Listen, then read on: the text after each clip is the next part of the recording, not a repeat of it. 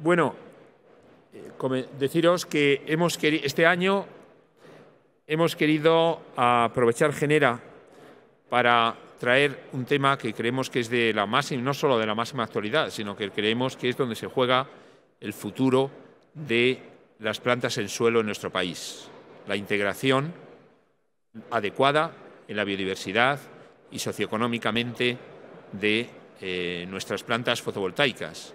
Somos un sector regulado, dependemos de la regulación depende de los políticos dependen de los votantes y de la opinión que ellos piensen que tienen los votantes con respecto a sus regulaciones. Con lo cual es fundamental para nuestro sector el mantenimiento del apoyo público. Somos una tecnología que viene de ese apoyo público, que viene de ese apoyo social a su desarrollo y tenemos que seguir manteniéndolo. Para ello, consideramos que en estos tiempos hay un antes y un después de la forma de hacer las cosas, que la realización de un proyecto fotovoltaico pasa ahora inexorablemente por una serie de etapas y por una forma de trabajar diferente a la que era hace 10 años. El gran número de plantas en el territorio, el mayor conocimiento, la sensibilidad, la aparición de plataformas que cuestionan estas plantas hace imprescindible que trabajemos en un triángulo que debe ser un matrimonio entre territorio, municipio, población y planta fotovoltaica. Su matrimonio a 25 años, 30, y los matrimonios tienen que ser bien avenidos desde el primer momento. Por lo cual, el trabajar desde el primer momento con transparencia, con claridad, de acuerdo con la voluntad de los ayuntamientos, de los municipios y de los propietarios de los territorios, se convierte en algo clave y fundamental. Además de intentar que nuestras plantas sean lo más beneficiosas posibles, tanto para el ambiente como para las poblaciones locales. Desde nuestra asociación estamos dando prioridad a este aspecto en nuestras líneas de actuación. Empezamos ya hace 2 años, cuando preveíamos un poco lo que iba a pasar, con una serie de sugerencias, unas recomendaciones que elaboramos a través de un grupo de trabajo de la asociación sobre cómo se deben desarrollar las plantas, tanto desde el punto de vista ambiental como socioeconómico. Y trabajamos con un concepto: reversibilidad, sostenibilidad, y buscando que nuestras plantas fotovoltaicas no sean vistas y no sean de verdad una posible amenaza para la biodiversidad o para la naturaleza, sino todo lo contrario, que sean una oportunidad para esa biodiversidad. Por eso hemos dado una vuelta más de tuerca a esas recomendaciones que hicimos en su día y hemos creado nuestro certificado de excelencia. Un certificado que lo que hace es garantizar de cara a la sociedad, de cara a las autoridades políticas, que los proyectos que se hacen siguiendo esas recomendaciones, siguiendo la optimización de los aspectos de biodiversidad, de que sea de verdad unas reservas integrales de la naturaleza de las plantas y los aspectos socioeconómicos. Este certificado se obtiene, o sea, se concede a través de certificadoras homologadas, como CERES o SGS. Es un certificado, de momento tenemos más de 40 plantas que están en este momento intentando pasar el certificado, pero nuestra aspiración es que sean todas las que lo obtengan, porque todas tienen que trabajar de forma óptima para el territorio. Estamos trabajando mucho en todo lo que se refiere a comunicación. Pero primero estamos intentando partir del conocimiento de la realidad, porque estas plataformas lo que hacen son muchas descalificaciones genéricas, pero sin aportar datos. En ese sentido, hemos presentado recientemente en nuestro foro 2 estudios, uno de la Universidad de Castilla-La Mancha y otro de la consultora EMAT, Santiago Martín Barajas, que luego tendrá la posibilidad de hablar en el debate consecutivo, que nos vienen a decir que si hacemos las cosas bien, de forma adecuada y en los emplazamientos adecuados, lo que nosotros buscábamos es realidad. Que pasado un periodo de tiempo, la biodiversidad puede llegar a ser mejor dentro que fuera de las plantas. También estamos con otras iniciativas. Ahora somos conscientes que muchas de vuestras empresas ya están haciendo las cosas bien, están generando nuevos puestos de trabajo específicos para tratar de estos temas. Se está priorizando.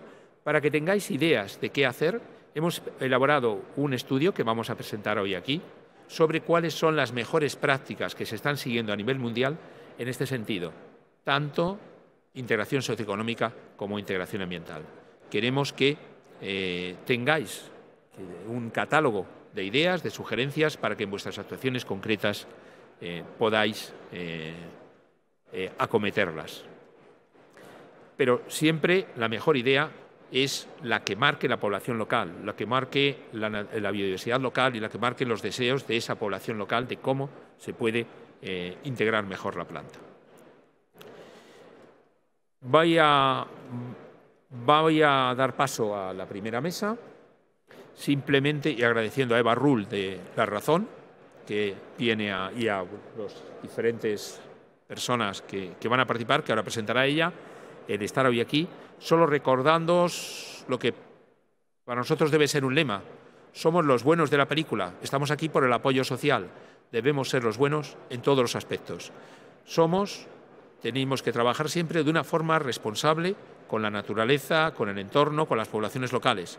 Ahora bien, también las autoridades locales, los grupos ambientales, todo el mundo tiene que ser también responsable del momento que vivimos, en que la prioridad tiene que seguir siendo la lucha contra el cambio climático.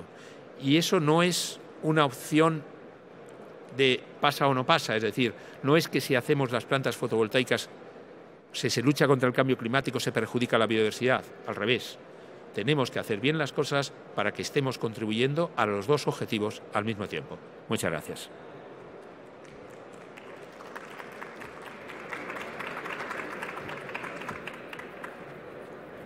Hola, buenos días. Pues nada, yo voy a ser muy breve, daros la bienvenida a esta mesa redonda sobre biodiversidad y renovables y os presento a los ponentes que han tenido la amabilidad de venir hoy y están aquí con nosotros. Presento a José Luis Ortega, él es responsable de la Unidad Técnica de Cambio Climático de Greenpeace, Santiago Martín Don Barajas, director de Estudios Medioambientales y Territoriales, e Íñigo Sabrini Sagaseta de Ilurdor, presidente de la Asociación Española de Evaluación de Impacto Ambiental. Pues les cedo a ellos el turno de palabra, que son los que tienen cosas interesantes que contarnos, y luego si queréis hacer alguna pregunta, pues iniciaremos un turno de preguntas, de debate, para hacerlo más interactivo la mesa. Pues cuando quieras, voy a empezar contigo, José Luis, que eres el que tengo aquí al lado, cuando tú quieras. Vale, pues nada, gracias. ¿Se oye bien? Buenos días y gracias a UNEF por invitarnos a esta mesa redonda. A ver, yo muy brevemente, ¿no? El planteamiento que hacemos desde Greenpeace, y además el que hemos venido haciendo siempre, ¿no? Las energías renovables son una necesidad y además una oportunidad. Estamos en un momento clave en la historia, es decir, tenemos muy poco tiempo para poner freno al desastre de cambio climático que hemos provocado con nuestro sistema energético actual, y necesitamos una introducción de energías renovables a gran escala para desplazar a los combustibles fósiles y a la energía nuclear. Pero esto hay que verlo en clave de oportunidad, es decir, que es una oportunidad de prosperidad. Los análisis que hemos hecho desde Greenpeace es que un modelo basado 100% en energías renovables tendría un potencial de creación de empleo de 3 millones de puestos de trabajo en España y supondría una reducción de la factura energética que pagamos en un 34% respecto a la que pagábamos en 2012. Pero claro, esto hay que ser conscientes que partimos de una situación muy desigual y que no va a ocurrir de forma fácil ni amigable. ¿Por qué? Porque partimos de un sistema energético que está diseñado de forma centralizada y con el poder concentrado en unas pocas grandes corporaciones. Esto hay que modificarlo y no podemos pensar en simplemente modificarlo cambiando la fuente de energía, donde quemábamos carbón o gas, ahora vamos a aprovechar el sol o el viento. No es solamente eso, hay que cambiar el esquema de funcionamiento del sistema para que la sociedad pueda beneficiarse de esta transición y no se quede al margen, o peor todavía, se pueda poner en contra, como en algunos casos sucede. Para que esto no suceda, la sociedad tiene que ser partícipe de ese cambio y tiene que percibir el cambio. Por tanto, tenemos una responsabilidad, todos, pero desde luego, evidentemente, más quienes tienen la responsabilidad de gobierno, la responsabilidad política y quienes invierten en la transición. Una responsabilidad de que no se encalle la transición por hacer las cosas mal. La transición tiene que ser la mejor posible para todo el mundo, es decir, hay que hacerla excelente desde un punto de vista técnico, pero también desde un punto de vista del reparto, de los costes y de los beneficios. Y para eso hay varias cuestiones que es necesario hacer.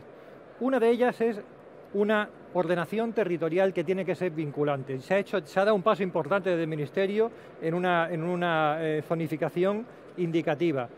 Desde Greenpeace pensamos que esta zonificación debe ser ejecutiva, de forma que no haya ninguna duda en qué se puede hacer, dónde se puede hacer y qué no se debe hacer, dónde no se puede hacer. Además de esto, hay que maximizar el aprovechamiento en todos aquellos espacios que ya han sido degradados, es decir, o que ya tienen una utilización, ¿no? Ahí la responsabilidad se extiende al ámbito urbano también, los municipios y las comunidades también, pero en particular los municipios deberían tener la responsabilidad de responsabilizarse de su demanda de energía y, por tanto, identificar cuáles son los espacios adecuados para el aprovechamiento energético in situ como preferencia, ¿no? Fundamental que la ciudadanía no sea un espectador pasivo.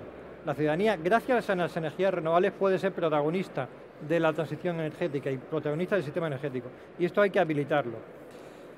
Es el protagonismo y para que el beneficio recaiga también en la ciudadanía. Los proyectos de energías renovables, si se hacen a nivel local, pueden producir hasta 8 veces más beneficios para la economía local que los grandes proyectos que tienen su cadena de valor globalizada.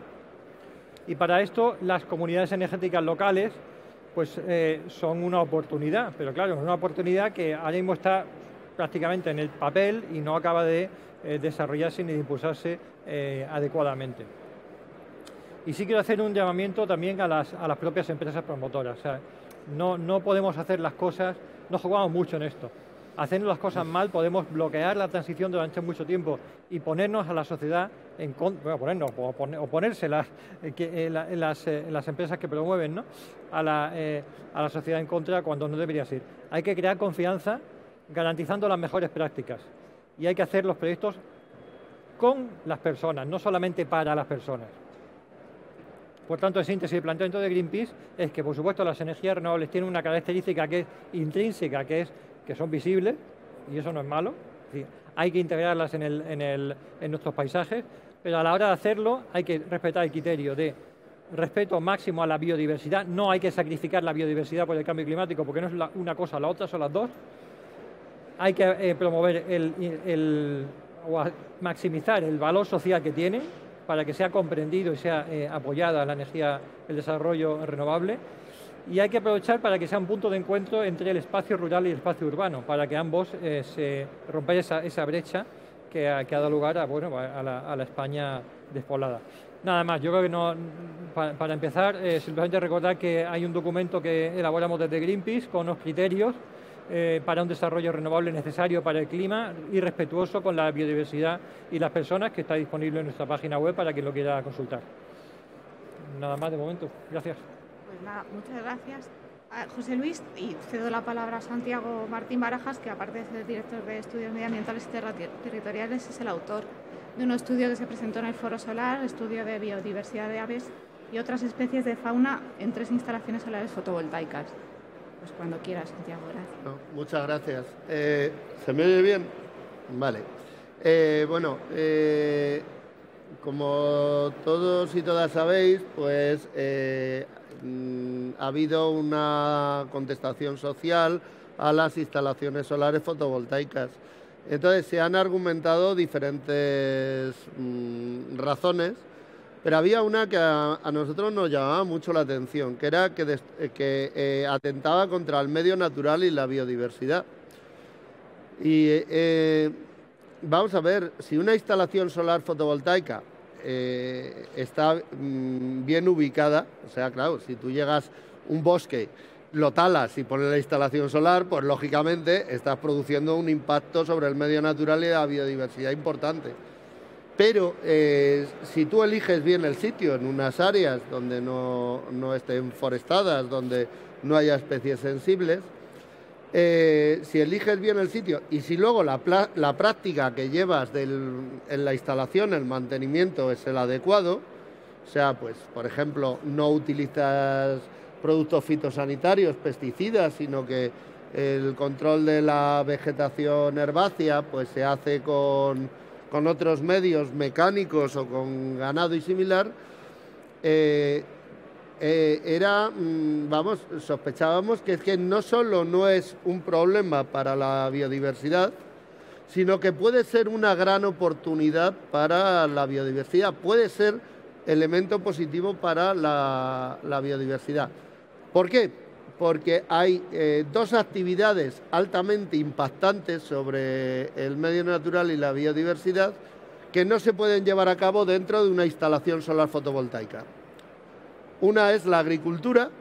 Eso no quiere decir que la agricultura no sea necesaria, que conste, sino que digo que es una actividad que tiene un impacto importante sobre la biodiversidad. Y probablemente ahora, sobre todo, el desarrollo del regadío en nuestro país, que hay en los últimos años, es probablemente la mayor causa de pérdida de biodiversidad. Y luego otra actividad que tampoco se puede llevar a cabo en una instalación solar fotovoltaica es la caza.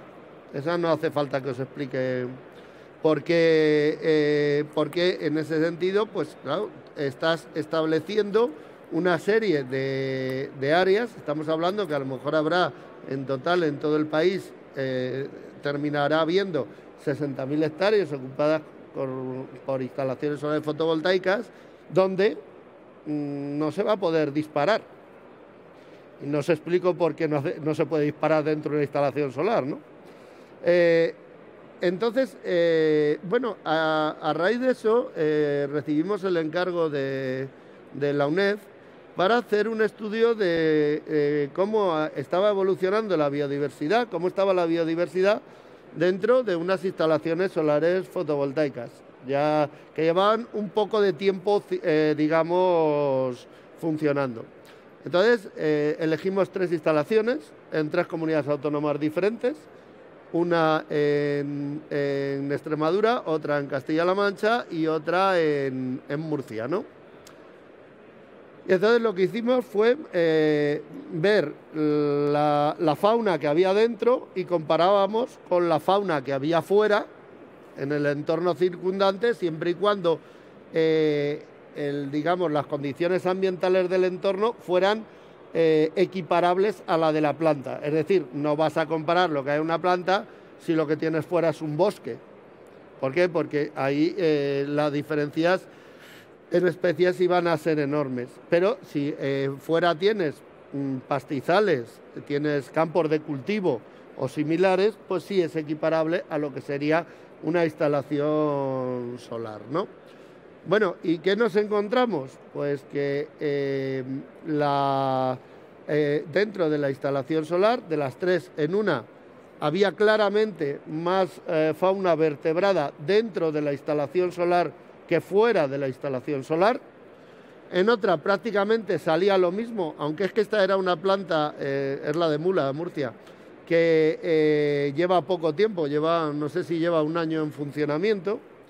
Y en otra había ligeramente menos en la instalación, pero estamos hablando de un par de especies, ¿no? Y en cuanto a las características de las especies, que por ahí se ha dicho que, bueno, es que las que hay dentro de las instalaciones son generalistas, eso es falso. O sea, hay especies muy específicas dentro de las instalaciones solares. Nosotros hemos encontrado la ganga, el alcaraván, la terrera, especies esteparias que precisamente están viendo reducidas sus poblaciones en los últimos años en nuestro país, precisamente a la intensificación de la agricultura. La intensificación de la agricultura no es solo que tú levantas el terreno 2 veces al año o más, es un uso masivo de productos fitosanitarios, de plaguicidas y de abonos, que lo que van a hacer es contaminar las aguas, aparte de un mayor consumo, un enorme consumo de agua, lo que va a hacer también es contaminar las aguas, y son ahora mismo esa intensificación de la agricultura, principalmente junto con el cambio climático que está afectando a las especies que viven en los puntos más altos en las cordilleras, en zonas altas. El cambio climático desplaza especies del sur al norte y de abajo arriba. Y claro, las especies que ya vivían arriba pues no tienen dónde.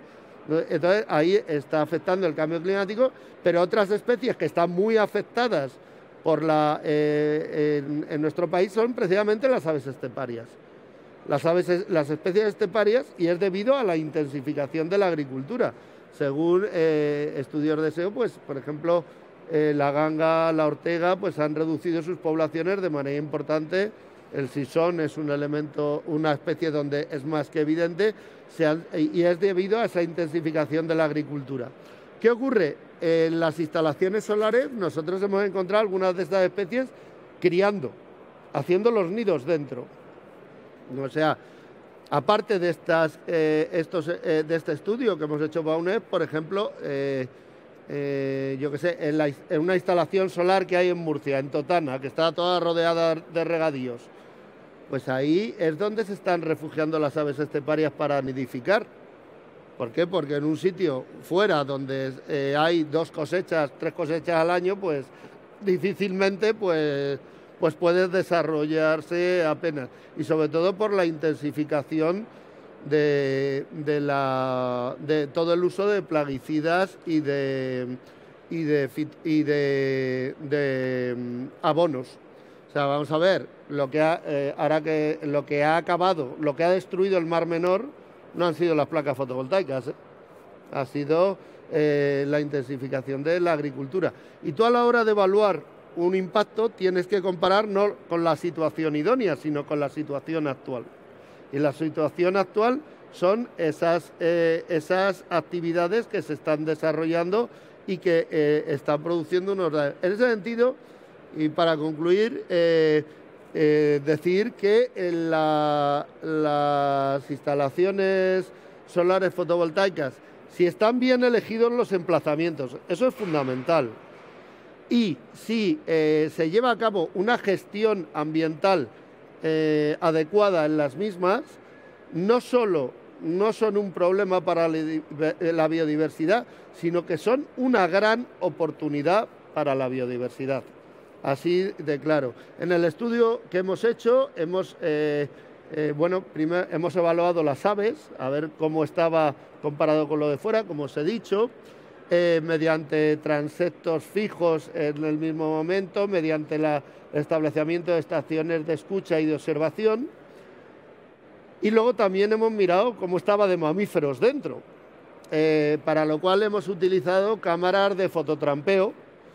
Y bueno, pues nos encontramos que las instalaciones solares son recorridas a diario de noche, sobre todo, por zorros, jabalíes, tejones, meloncillos, etcétera, etcétera. ¿Por qué? Porque ahí es donde está, estas especies lo que van buscando es la comida, no nos engañemos. El aspecto estético de la instalación les influye poco, os lo puedo asegurar. Entonces, si dentro no se caza, dentro no se cultiva, a lo mejor tienes más especies presa y hace que vengan los que se comen a esas especies, ¿no? Lo cual es un elemento evidente. Y para concluir, un ejemplo precisamente de una planta de Murcia que se está controlando, que se está controlando la vegetación mediante el uso de ganado, de ovejas, ¿no?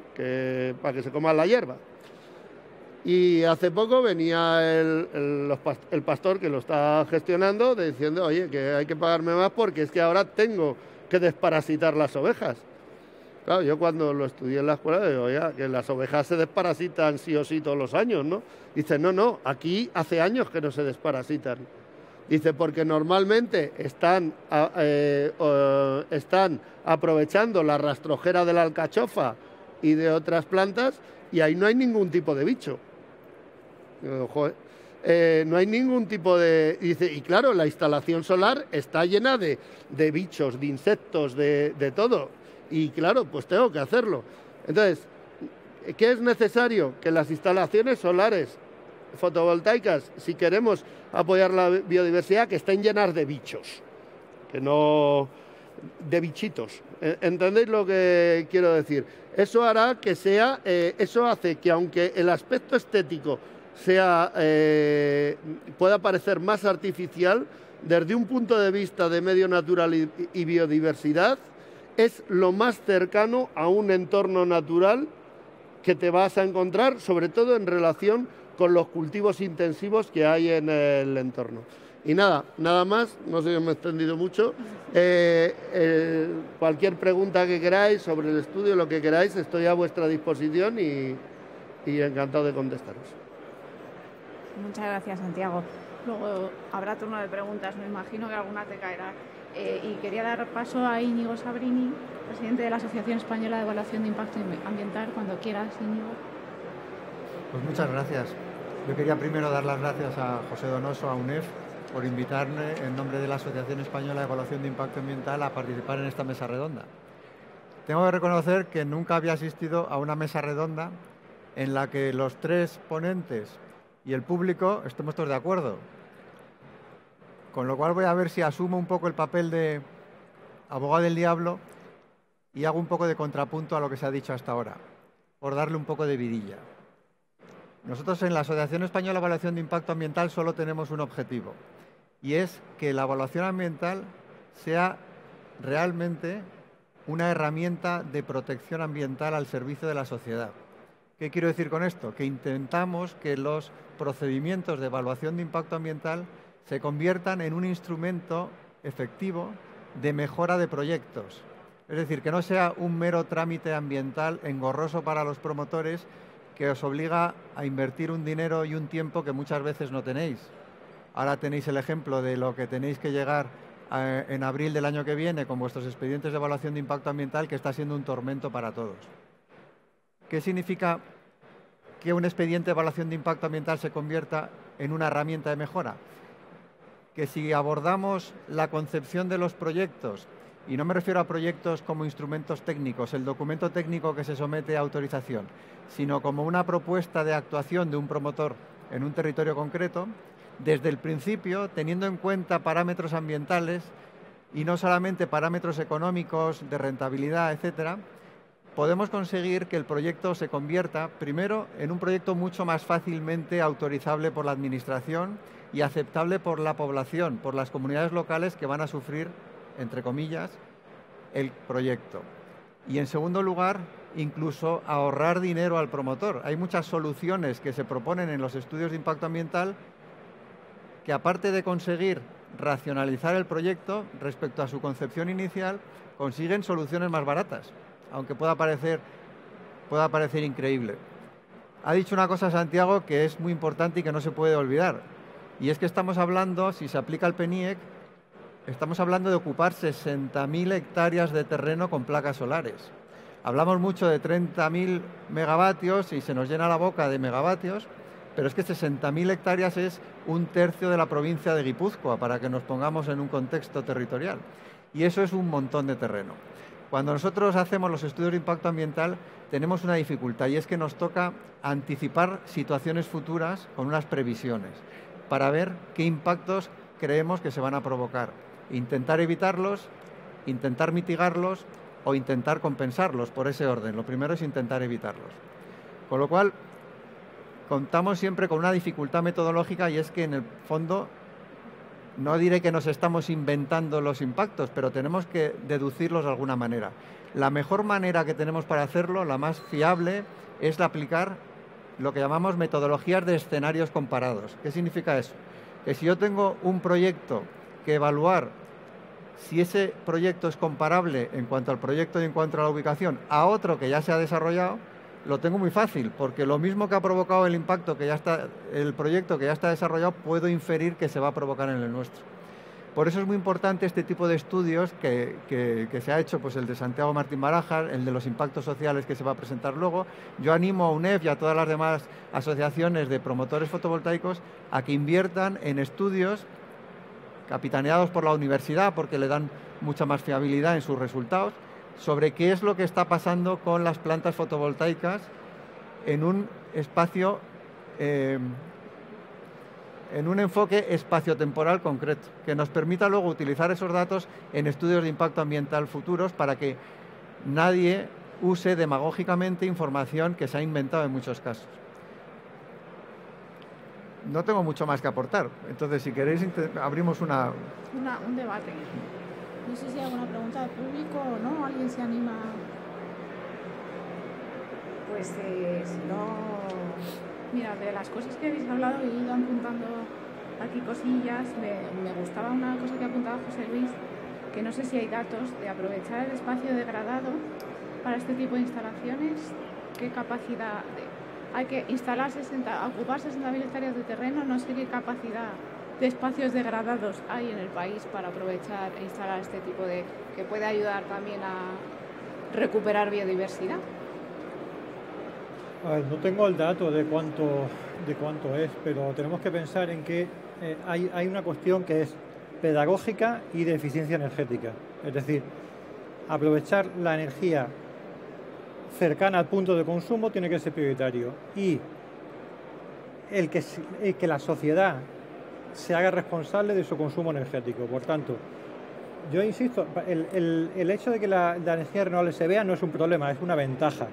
Nos hace conscientes de que la energía no sale de la nada, tiene un origen, pero evidentemente en ese proceso de identificación el tenerlo cercano, además de ser más eficiente, te permite el hacerse responsable del consumo energético. Por tanto, no tengo el dato de cuánto es, pero en cualquier caso, priorizar los espacios que hay ya en el terreno que están edificados, que han sido utilizados, que han sido degradados, es decir, es una cuestión de prioridades. Que eso no va a ser el todo, es decir, no estoy diciendo que eso sea la totalidad. Vamos a tener que utilizar otro tipo de espacios, seguro.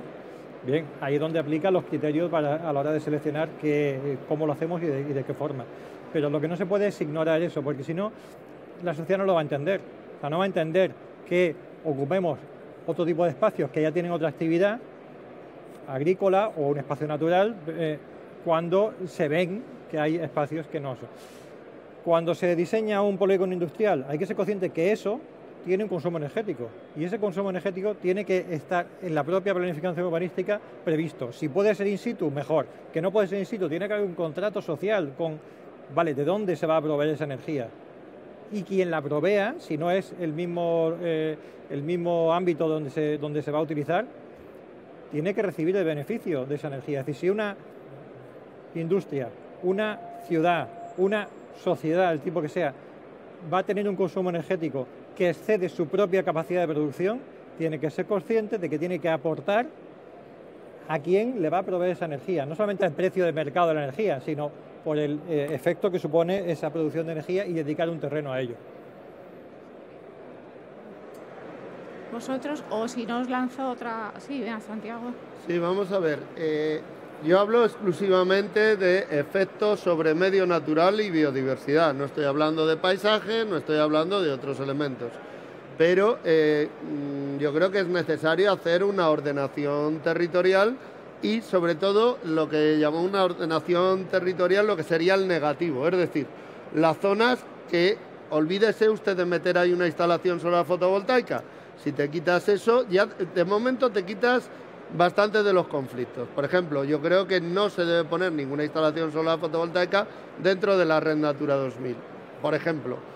Pero existen muchos terrenos en nuestro país donde la instalación solar fotovoltaica, si se gestiona bien, supone una mejora en medio natural y en biodiversidad neta con respecto a la situación original. Me refiero, en nuestro país hay miles de hectáreas ocupadas por escombreras, que no se puede construir en ellas, pues sabéis que no se puede luego por razones constructivas. Hay miles de hectáreas ocupadas por escombreras mineras, de minas abandonadas, que está, de eso tenéis Vamos, iros por Murcia o por donde queráis. Y luego, sitios donde supone una mejora ambiental. Mirar, en España hay 4.100.000 hectáreas ocupadas por regadío. Hacen falta 60.000 en total para todas las... Fijaros si tenéis sitio también. En todos esos sitios, una instalación solar fotovoltaica bien gestionada supone una mejora neta en cuanto al efecto sobre el medio natural y la biodiversidad. Y creo que os he dado ya superficie. En España tiene 50 millones de hectáreas, tampoco es infinito. Entonces, ya os he dado una superficie lo suficientemente amplia para meter las 60.000 y otras tantas más de solar fotovoltaica, donde supondría una mejora sobre el medio natural y la biodiversidad.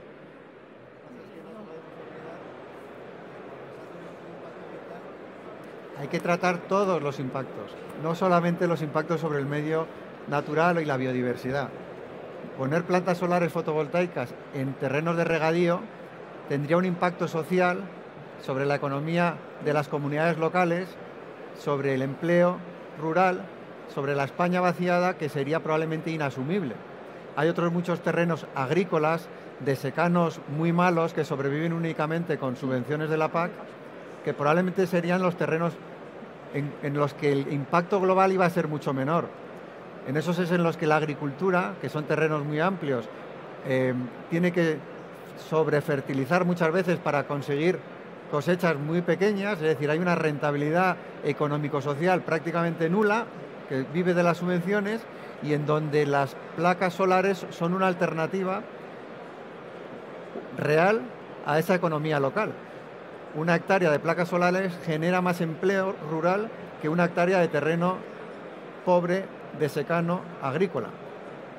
Y es mucho más aprovechable la transformación de esos terrenos de secano degradado. Cuando has dicho terrenos degradados, eso es un ejemplo de terrenos degradados, aplicarlos a placas solares que aplicarlos a otro uso que ahora mismo son los que están degradando en gran medida el medio natural. Pero hace falta muchísima investigación, muchísimo estudio que demuestre con datos empíricos y avalados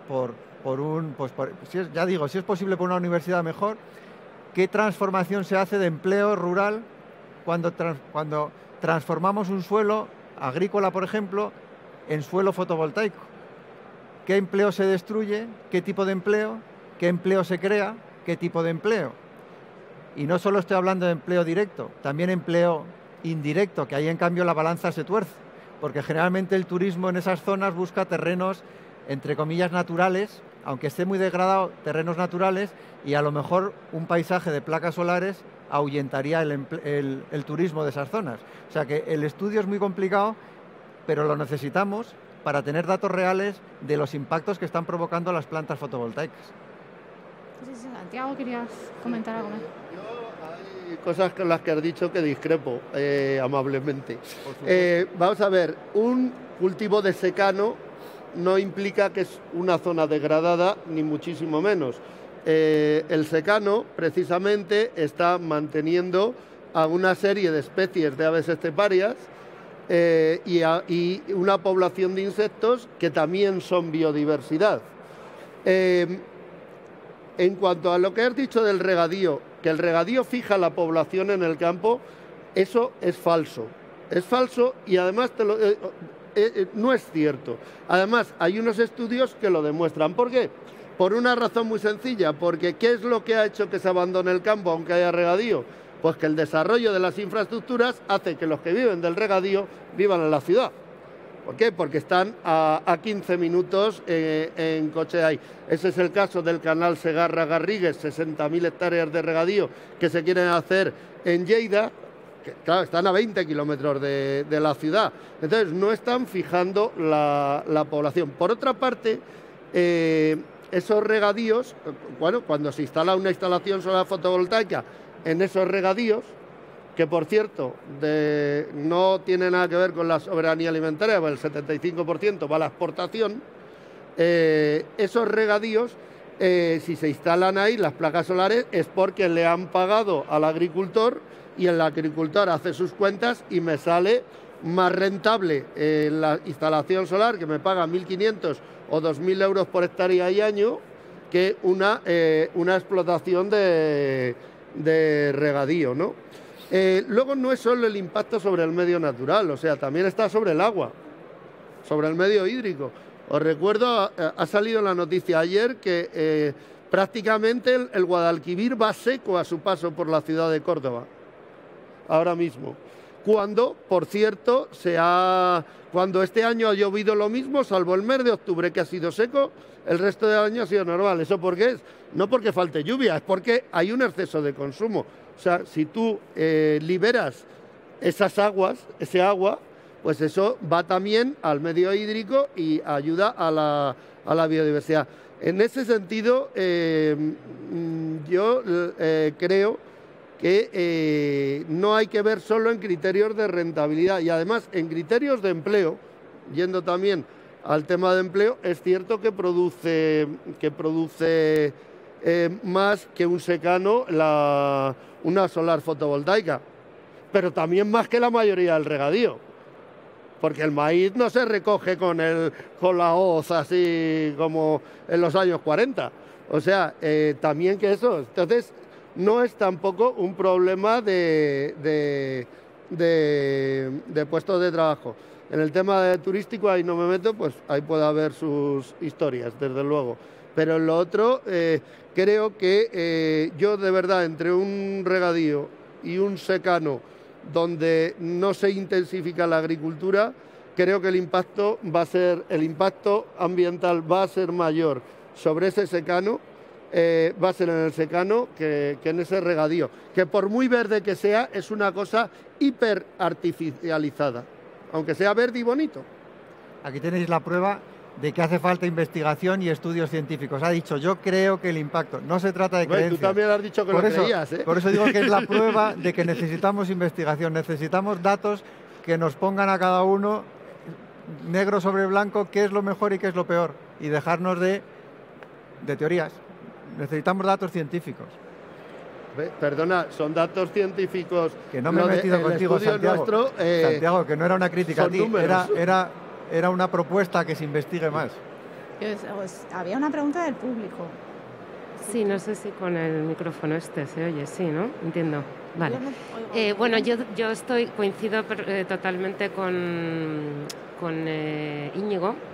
Que es cierto que hace falta estudios y realmente en España ahora mismo nos estamos enfrentando con algo que no está ocurriendo en otros lugares del mundo, por lo tanto tampoco podemos utilizar muchos recursos extranjeros o internacionales para basarnos y tenemos que hacerlo nosotros. Entonces, bueno, pues es buena idea la que comentas, ¿no? De universidades que son las que tienen prestigio y las que pueden además utilizarlo para otros fines. Así que eso me lo anoto. Lo que corresponde a mí, que representa una empresa que está bastante concienciada con este tema y que bueno, queremos también apoyar desde a lo mejor sufragar algún tipo de medida para avanzar en este sentido, ¿no? Independientemente, aunque no sea directamente nuestro modelo de negocio, o sea, sí que creemos que podemos aportar mucho en ese sentido. Entonces, sí que me gustaría dirigir una pregunta al representante de Greenpeace, que la verdad que no sé tu nombre, pero me gustaría... José Luis, ¿qué más? Ortega. García Ortega. Ah, bueno, luego me lo apunto, que me lo estoy olvidando ya. Entonces, sí que leí hace poco un artículo que salió en El País con declaraciones de Xavier Pastor, que había sido, ¿no?, antiguo representante de Greenpeace. Fue director ejecutivo hace años, sí. Claro, y me parecieron unas palabras maravillosas. O sea, es decir, que pueden tener un impacto impresionante en la sociedad, porque Greenpeace es una ONG muy seguida, respetada, con gran prestigio, antigua, etcétera, que crea muchísimo impacto social. Y creo que el sector necesita mucho de agentes como vosotros, puesto que nosotros somos especializados, estamos en una feria especializada, sabemos del tema, conocemos la médula del módulo, el conector de no sé qué, o sea, conocemos absolutamente todo. Hemos ido a plantas, hemos viajado por el mundo, sabemos lo que otros hacen, tanto electrificación rural, grandes proyectos, mini redes, o sea, sabemos todo.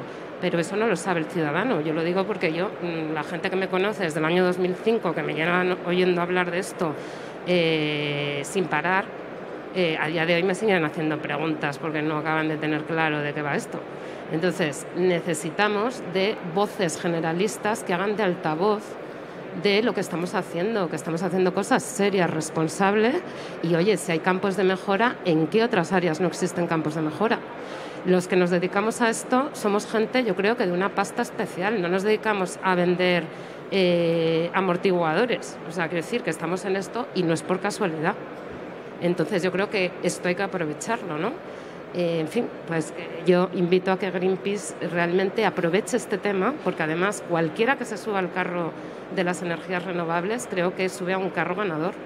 Es decir, su mensaje va a ser muy atendido, muy escuchado, y va a estar en la punta de lanza de la industria española y de innovando acerca de la sostenibilidad también, porque en otros foros de otros países a los que yo asisto, este tema no está siendo la prioridad.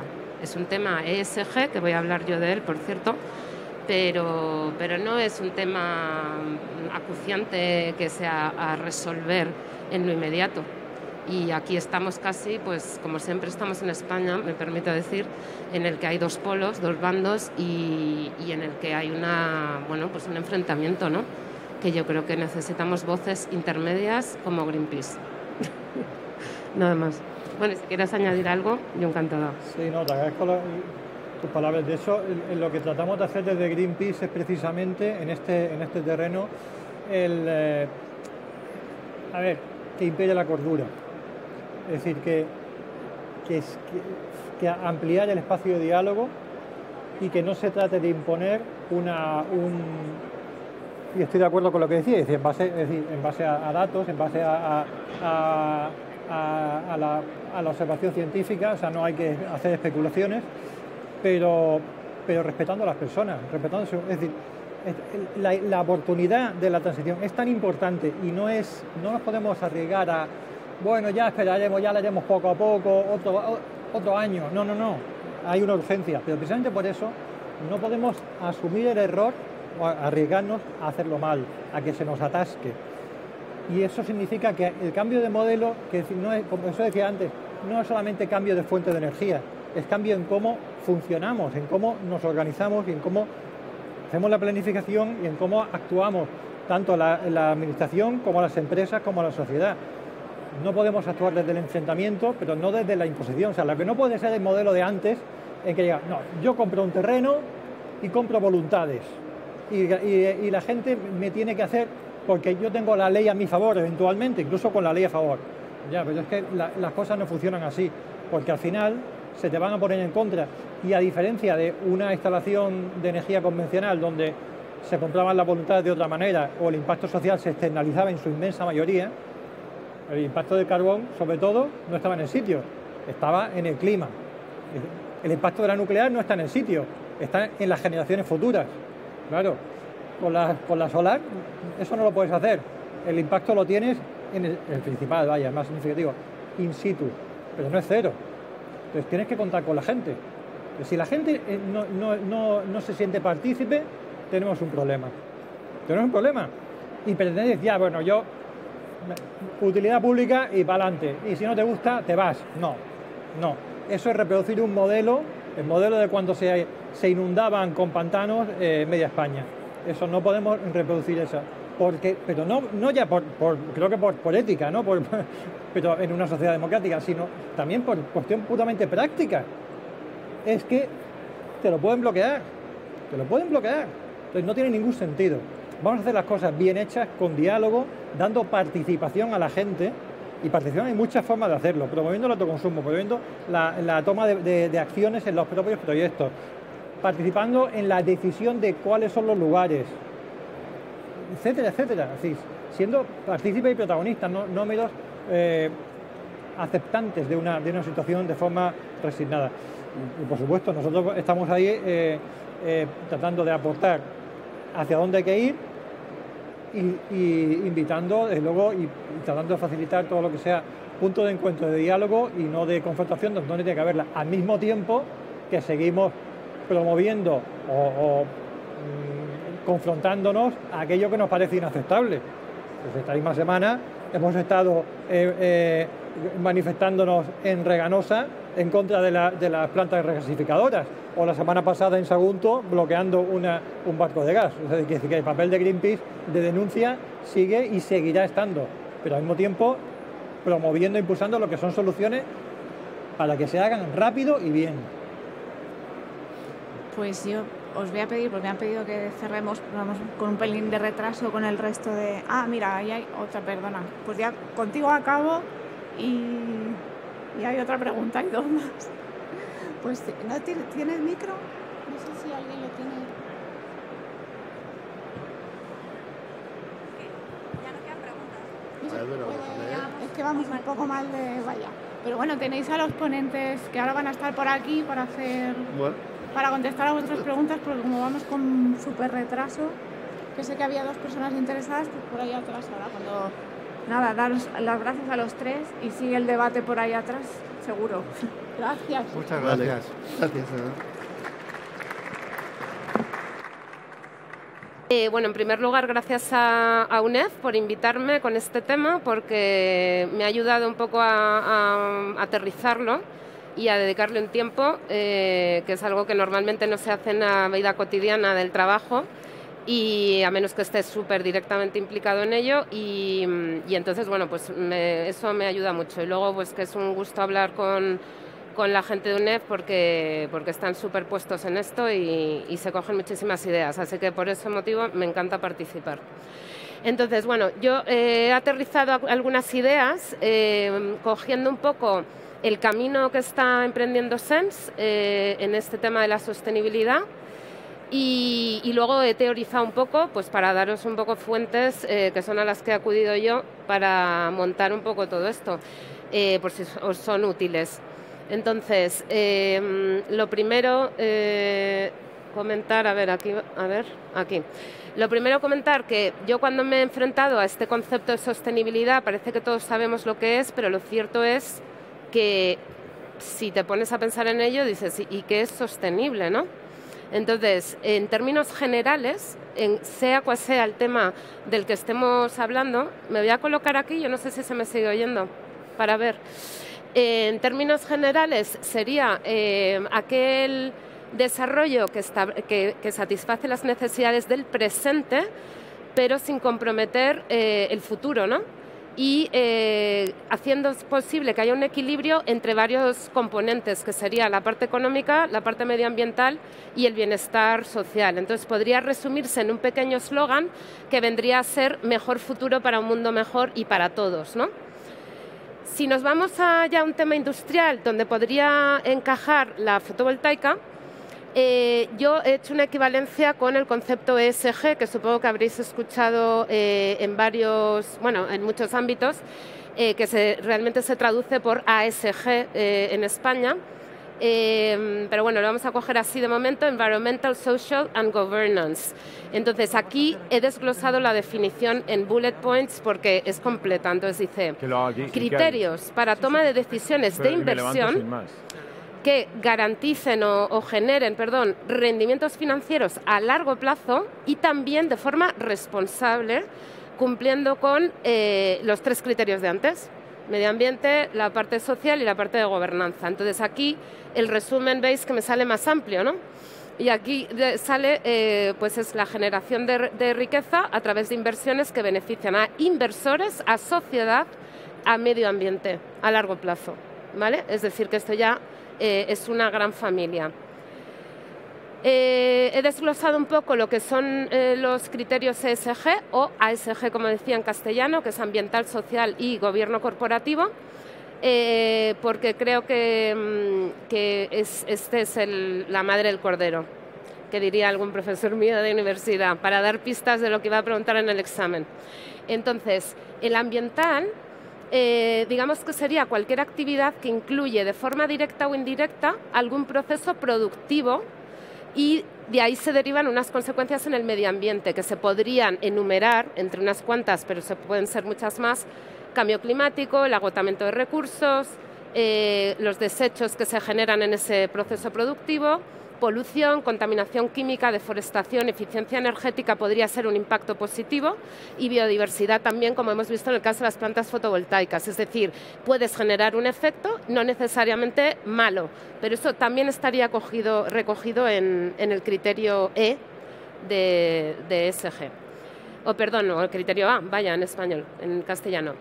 Entonces, este criterio lo que hace es invitar a reflexionar y tomar medidas responsables.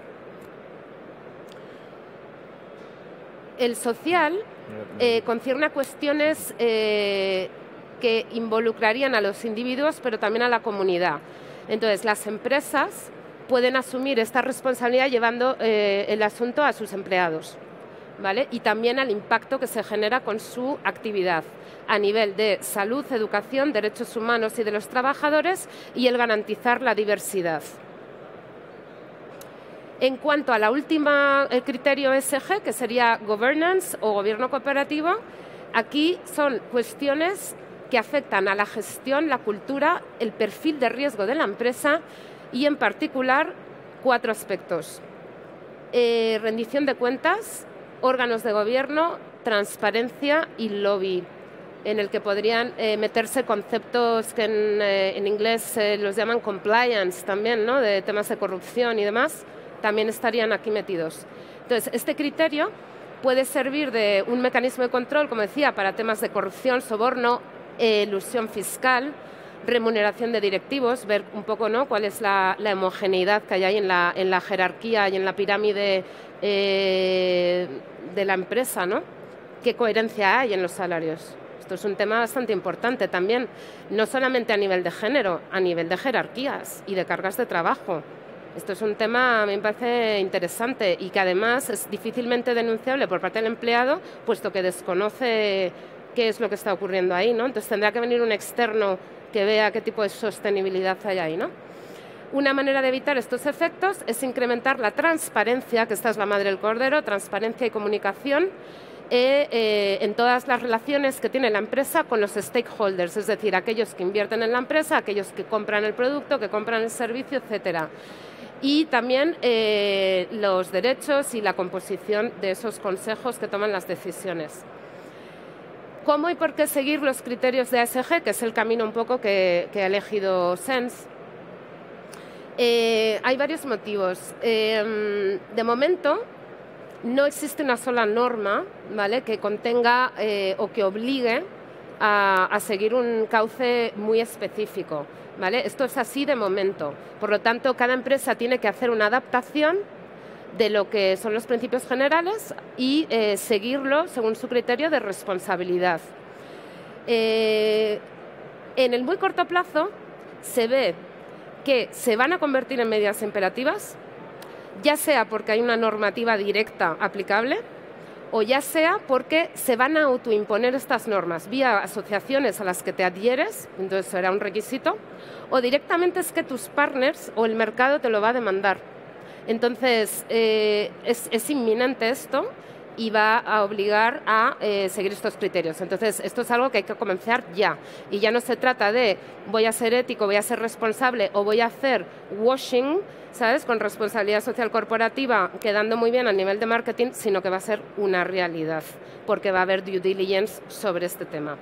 Entonces, las empresas que tienen dos posibilidades, una, solicitar un asesoramiento especializado externo y marcar ahí pues algo tailored, ¿no?, customizado y adaptado a lo que hace la empresa, donde está presente particularidades muy específicas, o bien adhiriéndose, y esto sería más sencillo, a algún tipo de entidad asociativa o de fomento que ya están empezando a surgir, sobre todo en temas financieros, y ahí estas asociaciones van a establecer acuerdos con otros agentes más locales u organismos públicos y se van a establecer unos criterios que las empresas que se adhieran a ellos pues van a seguir, ¿no? Observaciones que puedo hacer aquí para enriquecer un poco la visión. Estos criterios, como os decía antes, no son fijos, están todo el rato cambiando y además no son obligatorios de momento. Y básicamente aquí lo que quería transmitir es, esto no es algo que haya que conseguir ya como una certificación ISO.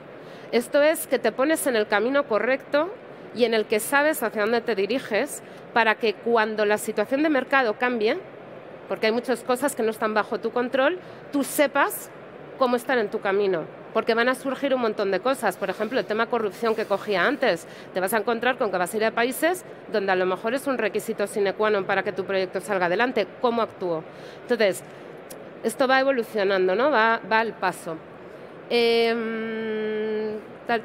Bueno, cada vez, no obstante, está habiendo más normativa y, de hecho, desde marzo de 2021, la Unión Europea ha emitido un reglamento en el que ya a los que operan en mercados financieros les obliga a informar de los riesgos de sostenibilidad de las empresas en las que invierten ellos. Es decir, no ellos directamente, pero sí donde vuelcan sus inversiones. Importante. Y después, bueno, pues eso, que es una expectativa ahora mismo que todos los fondos de inversión tienen que cubrir.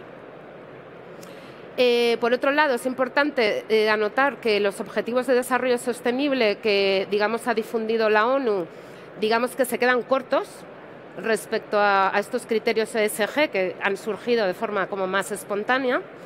Y lo que comento aquí, bueno, pues que se piden una serie de objetivos sociales para que la Unión Europea sea capaz de adaptarse a una realidad digital y verde, ¿vale? Dicho de otro modo, transición digital y verde debe incluir dimensión social y debe ser justa, basándose en el respeto de derechos humanos y no solamente que las energías renovables se centren en la parte del cambio climático, sino que vayan más allá. Un poco en la línea de lo que decían en la anterior mesa, me ha parecido muy interesante, porque yo que llevo trabajando mucho tiempo en proyectos de cooperación y desarrollo, los proyectos de cooperación y desarrollo tienen una serie de principios en los países que forman parte de la OCDE para llevar a cabo sus proyectos. Y un componente imprescindible, que es más o menos un 15% del total del volumen de inversión en el proyecto, digamos que tiene que venir aportado por la comunidad local, porque la comunidad local tiene que querer ese proyecto. Y fíjate que es un proyecto casi regalado, pero tiene que ser demandado socialmente. ¿Por qué? Porque es la única forma en la que va a ser exitoso. Si no hay ese componente social, se entiende que se está imponiendo sobre el que recibe, por muy bondadosa que sea tu acción. Entonces, por ejemplo, en el caso de la electrificación rural, que son proyectos en los que yo he participado directamente, en Honduras, entre otros, el que es reseñable, yo os voy a contar, el 15% venía de las aportaciones de cada una de las familias, equivalente a lo que les costaba el queroseno, las pilas, el generador diésel para sufragar. Entonces, no es que estés haciendo hacer un esfuerzo inconmensurable a esas poblaciones, sino que simplemente hay un cambio en el uso. Por supuesto, también se les forma, se crea un empleo, etcétera, etcétera, para que haya viabilidad en esos sistemas. Os podría hablar de muchas más cosas, pero bueno, así para dejarlo muy por encima. Este tema abarca dos vertientes dentro de una empresa, que sería la que concierne al modelo de negocio, en qué medida su producto y su servicio realmente hace una contribución, que sería, bueno, la energía solar es obvio, ¿no?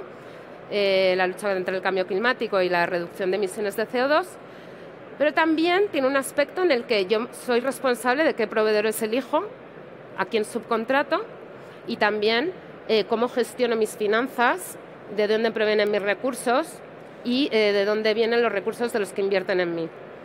Y después hay otro aspecto que es la gestión de riesgos, que también es un aspecto de responsabilidad. Es decir, oye, yo todas estas cosas que estoy haciendo y que estoy aportando a la sociedad, ¿en qué manera tengo asegurado que va a permanecer en el tiempo? Que no voy a desaparecer. ¿Cómo es mi sistema ante una pandemia, por ejemplo, o ante otra serie de asuntos? Esto también forma parte de ESG. Y en el fondo también revierte positivamente en la propia actividad de la empresa. Por lo tanto, es algo que va en ambos sentidos, ¿no? No es solo un servicio que se ofrece a los demás, sino que es algo para tomar conciencia de autorresponsabilizarse. Bueno, como información adicional, sí que quisiera hacer alusión a las mejores prácticas que ha indicado José Donoso antes en la mesa anterior. a mí me han sido muy útiles. Además es un documento muy corto, muy fácil de leer, muy resumido, y da un montón de ideas y pinceladas acerca de mejores prácticas, porque a mí además me gusta participar en conferencias donde se puede aterrizar fácilmente algunas ideas para llevar ya a la práctica de los proyectos, no tanto quedarse en divagaciones. Entonces esta os la súper recomiendo. Además ha sido presentada a la ministra de Transición Ecológica. Y qué más deciros. Y entonces el aspecto que a mí me interesa, que lo he puesto mucho más grande, es que no solamente se mitigan impactos, sino que se crean beneficios, valor añadido. Es que me parece la clave. Esto es lo que hay que hacer de altavoz y lo que voy a conseguir que Greenpeace haga en algún momento con ayuda de vosotros.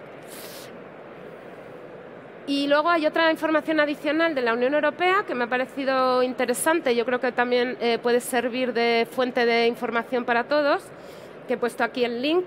Es temas relacionados con el desarrollo sostenible y los objetivos de Naciones Unidas a 2030, ¿vale? Y tiene 17 objetivos que se enmarcan dentro del concepto de sostenibilidad.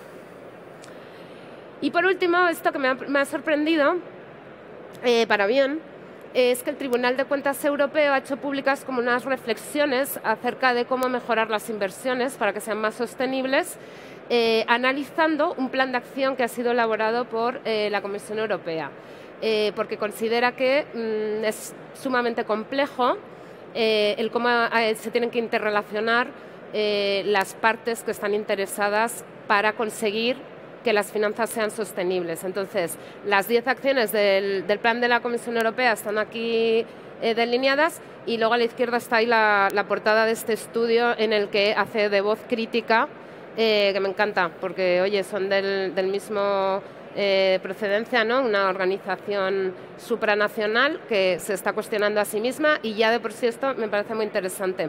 También viene ahí el link.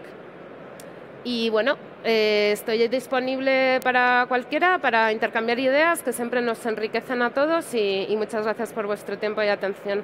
Gracias. Gracias, Inés. Bueno, luego habrá un espacio para preguntas individualmente. Podéis abordar a los ponentes posteriormente a su charla porque damos un poco más de tiempo. Voy a introducir simplemente a César Álvarez, consejero de Energy y director general de Energy Hydrogen.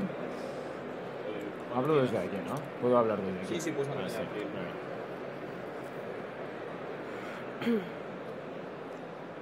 No tienes ninguna presentación, ¿verdad? No.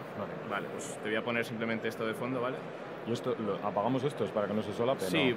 Sí. Vale. Bueno, yo creo que no pasará nada. Vale, muy bien. Muy bien, muy buenos días. Muchas gracias en primer lugar a UNEF por la invitación a este acto. Somos una compañía tremendamente activa con UNEF y bueno, de hecho hemos colaborado también en el manual de buenas prácticas al que Inés hacía referencia en relación a los factores de sostenibilidad en el ámbito de las energías renovables y así como también en los criterios para los sellos de calidad, con lo cual esta relación que tenemos afianzada con UNEF es fundamental de cara a poder desarrollar proyectos en conjunto. Bueno, dado que además vamos mal de tiempo, yo voy a tratar de ser lo más conciso posible y de hablar de un aspecto de carácter práctico de lo que ha venido desarrollando nuestra compañía Energy, que es una compañía relativamente joven, creada en el año 2018 y que tiene diferentes unidades de acción. Lógicamente una de desarrollo de energía renovable, fundamentalmente de fotovoltaica, de eólica, pero también hemos creado unidades específicas de autoconsumo, eficiencia energética y yo mismo estoy dirigiendo desde hace poco tiempo la unidad de hidrógeno renovable. Estas unidades van lógicamente encaminadas a establecer una conexión directa con el territorio. Es fundamental que nosotros hagamos en este sentido cosas diferentes a las que se han podido venir haciendo de forma general desde una compañía de renovables. En este sentido, el diálogo social es absolutamente fundamental y es parte del ADN que nos caracteriza, que nos representa como compañía. Los impactos sociales que se generan en el territorio con los proyectos que llevamos a cabo son fundamentales, y esa es la característica que nos tiene que seguir moviendo. Estamos presentes actualmente en 25 provincias españolas, con lo cual tenemos una representación interesante ya en el territorio, y esta representación en las diferentes provincias españolas va vinculada a una cartera y a un portafolio de servicios del orden de 7.000 megavatios, lógicamente distribuidas en diferentes áreas. Tenemos 1.100 con informe de viabilidad de acceso, después 1.500, 1.100 con autorización administrativa previa y luego 4.400 megas en proyectos que van a venir desarrollándose en el futuro. Una parte fundamental de ese diálogo y de esa incorporación de las actividades al territorio viene determinada también por el diálogo con el sector empresarial. Es decir, consideramos que es fundamental que esa riqueza que se aporte al territorio venga de la mano también de proyectos de carácter industrial y, por tanto, en esa fase también de reindustrialización de país y de oportunidades a través de modelos de transición justa, es fundamental que desarrollemos esa calidad a nivel corporativo. Los elementos fundamentales, como digo, de la pertenencia al territorio son los que motivan la actividad fundamental de la compañía. De modo que hablamos en este sentido tanto de la España vaciada como de la España rural. En este sentido, el compromiso con esta España vaciada, y lógicamente también encaminado a plantear importantes objetivos con la consolidación de este Ministerio para la transición ecológica y el reto demográfico, viene determinada por el hecho de que ya incluso en la fase de pandemia nosotros hicimos el ejercicio de poder plantear un estudio pormenorizado de cuáles eran los retos fundamentales de esta España rural, de esta España vaciada. Y de hecho nos planteamos este estudio titulado La electricidad como palanca para el desarrollo de la España vaciada, que está disponible. Tenemos un stand ahí, pueden ustedes perfectamente además acceder a él a través de un código QR, ¿no? Los proyectos que van vinculados a esta España vaciada tienen que tener un impacto de carácter lógicamente socioeconómico, impacto laboral. Por tanto, cuando hablamos de sostenibilidad en sentido amplio, tenemos que tener en cuenta cuáles son las repercusiones que desde el punto de vista laboral también influyen a estas consideraciones. Lógicamente, cuando hablamos del sector energético, nos encontramos ante un sector enormemente regulado, es un sector económico regulado muy importante, con lo cual las características de respeto al medio ambiente van ya de por sí garantizadas, de manera que nosotros nos centramos fundamentalmente en el impacto y en digamos, las repercusiones que tiene desde el punto de vista sostenible a nivel de impacto sociolaboral, como bien decía antes. En este sentido, nosotros hemos sido muy conscientes de la necesidad que tiene aportar esa visión de una valoración cualitativa de criterios sociales en relación con el Real Decreto publicado, el Real Decreto Ley 12/2021 sobre fiscalidad energética. Esto es fundamental porque consideramos y defendemos que esta valoración cualitativa de criterios sociales es absolutamente fundamental en los concursos de capacidad y acceso. Por tanto, esto significa que tiene que haber una mayor puntuación cuando hablamos de proyectos que presenten características de preservación de los territorios, y es en esto en lo que nosotros nos centramos fundamentalmente. ¿Cómo se hace esto? Aglutinando a las fuerzas sociales, afianzando ese diálogo social y, en definitiva, adaptándonos a las necesidades y a las reivindicaciones que se puedan producir en el territorio. Como ejemplo característico podemos determinar en la planificación de red de transporte cómo efectivamente en determinados territorios, como en la provincia de Castellón, ha habido una contestación social específica a una línea de muy alta tensión, y desde la compañía nosotros podemos proporcionar alternativas a ese trazado para, en definitiva, preservar también los intereses de estas comunidades y así hacer viable que la sostenibilidad sea una seña de identidad de los proyectos de carácter renovable que llevamos a cabo. Como digo, los proyectos van encaminados a un desarrollo socioeconómico de cada uno de los territorios para cerrar la brecha de la desigualdad. Y en este sentido es fundamental también tener en cuenta cómo son proyectos vinculados a esta estrategia de transición justa. No olvidemos que España es uno de los países pioneros en transición justa. De hecho, tenemos un instituto para la transición justa que es la evolución del anterior Instituto para la Reestructuración de la Minería del Carbón y del Desarrollo Alternativo de las Comarcas Mineras. Y esto es un elemento también de identidad, una seña clara de identidad de nuestra compañía en este contexto. Dado que los proyectos de renovables no tienen que ser proyectos a corto plazo y única y exclusivamente con un beneficio económico, sino que la filosofía de nuestra compañía de Energy es la de proyectos energéticos de carácter sostenible, pero con impacto socioeconómico en el medio y en el largo plazo, fundamentalmente. Lógicamente, esto va vinculado también a los propios objetivos planteados en el Plan Nacional Integrado de Energía y Clima. Se ha hablado en el panel anterior, efectivamente, de cómo tiene que haber un despliegue y una penetración masiva de renovables, y esto tiene que ser siempre como consecuencia también de principios fundamentales de responsabilidad social, corporativa y de conexión con estas diferentes comunidades. Para ello es fundamental la generación de infraestructuras que posibiliten la autonomía energética también de estos territorios de la España vaciada, lo que nos posibilita hacer frente de una manera clara a este reto demográfico, proporcionando un valor añadido a las industrias existentes y con proyectos, por ejemplo, como el de hidrógeno renovable, propiciando que haya una reindustrialización del país en determinadas circunstancias, lo cual permite crear industria y hacer alusión también, en este caso, a la importancia que tiene en este momento post-pandemia a los famosos PERTEs en los diferentes valles que hay de hidrógeno en España, que permiten efectivamente esa conexión de la industria, de las compañías del sector de las renovables y, lógicamente, también de determinados municipios y determinadas comunidades autónomas que tienen que desarrollar esos incentivos. En este sentido, lo que propiciamos es que haya una mejora clara de la capacidad productiva, y en este aspecto es donde tenemos que seguir trabajando, estimulando fundamentalmente proyectos de I+D+I, porque esta es una característica también fundamental de la sostenibilidad de la que estamos hablando, un compromiso social con un diálogo efectivo que haya también con el mundo de la universidad y con los distintos centros de investigación. Cuando hablamos del, por ejemplo, diálogo con empresas, pues podemos hablar, por ejemplo, de proyectos de reindustrialización para fabricar pila de combustible, por ejemplo, en el caso del hidrógeno renovable, o, por ejemplo, estudios específicos de investigación para el tratamiento de la salmuera o de aguas residuales que permitan, en definitiva, también desarrollo de ese hidrógeno renovable como vector energético para que propicie también el desarrollo de determinadas zonas del país. De la colaboración universidad-empresa se viene hablando ya en la Comisión Europea desde el año 2006, y este afianzamiento de resultados es fundamental porque implica también una consolidación de la parte que tiene que ver con la estrategia de responsabilidad social corporativa de la empresa. También una parte de vinculación con el territorio y un compromiso claro es el hecho de que cuando se desarrolle un proyecto de renovables haya también estabilidad en los ingresos para las haciendas locales, es decir, propiciamos que haya una domiciliación de la compañía vinculada a ese proyecto de renovables en ese territorio para que esos ingresos puedan venir determinando también la generación de riqueza. De modo que también existen otro tipo de actividades de, por ejemplo, apoyo a la cultura, apoyo al deporte local y procesos de colaboración y participación social que también son fundamentales dentro de las características que desarrolla nuestra empresa.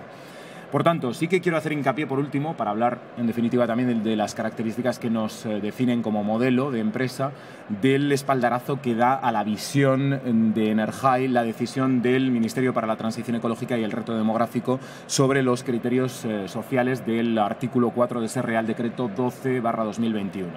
El impacto tiene que ser socioeconómico, no solamente un impacto que preserve las garantías de sostenibilidad en el territorio, tiene que haber claramente consecuencias a nivel laboral, con empleos indirectos generados y, en definitiva, un impacto económico en la cadena de valor regional a nivel industrial en ese territorio. Pues bueno, como les digo, tenemos ahí un stand en el que pueden también obtener mayor información acerca de los proyectos que estamos desarrollando, y encantadísimo también de compartir con ustedes fundamentalmente ese estudio que realizamos de la España vaciada, que fue la palanca de cambio en este modelo de transición energética. Muchas gracias.